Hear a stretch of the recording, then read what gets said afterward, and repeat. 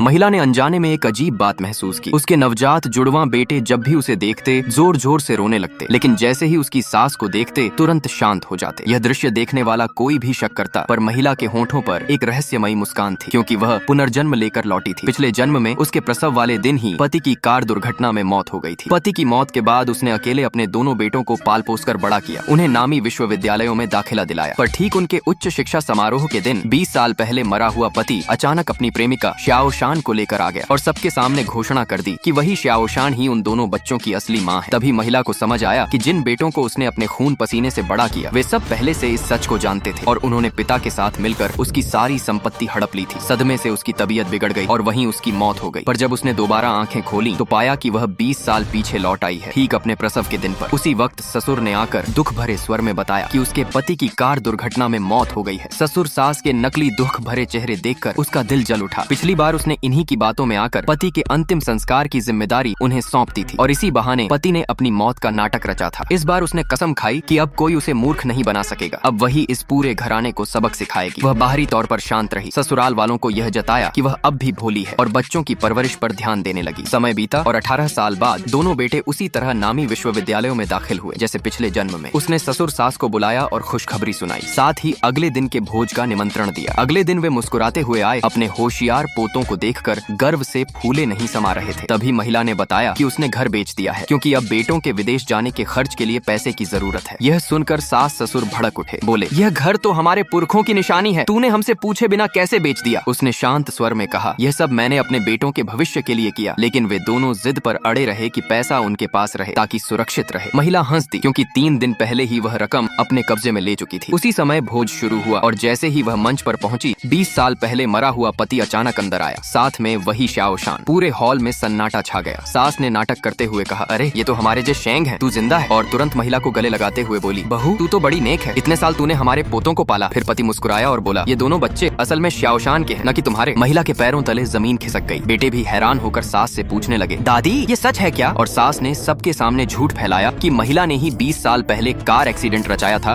ताकि पति को मार सके, और पति ने तो बस बच्चों की सुरक्षा के लिए मौत का नाटक किया था। सब मेहमान उस पर फेंकी गई झूठी बातों को सच मान बैठे, उसे धोखेबाज और दुष्टा कहने लगे। पति ने मौके का फायदा उठाते हुए तलाक के कागज थमा दिए। शर्त यह थी कि वह बिना कुछ लिए घर छोड़ दे। महिला तब वह मुस्कुराई और वह आगे बढ़ी, उंगली में पहनी अंगूठी उतारी और पति की हथेली में रख दी। ये रही मेरी शादी की निशानी, अब ये तुम्हारी और तुम्हारी नई दुल्हन की हो। और ठंडी मुस्कान के साथ जोड़ा, तुम्हें दोनों को शुभकामनाएं। सास ने तिरस्कार से कहा, अब जा, तेरी यहाँ कोई जगह नहीं। लेकिन महिला ने उनकी ओर देखा, आवाज में ठंडक थी। मैं जाते जाते अपने 2 खास मेहमानों को बुलाना चाहूंगी। सब लोग हैरान हुए। कौन मेहमान? महिला ने धीमे से कहा,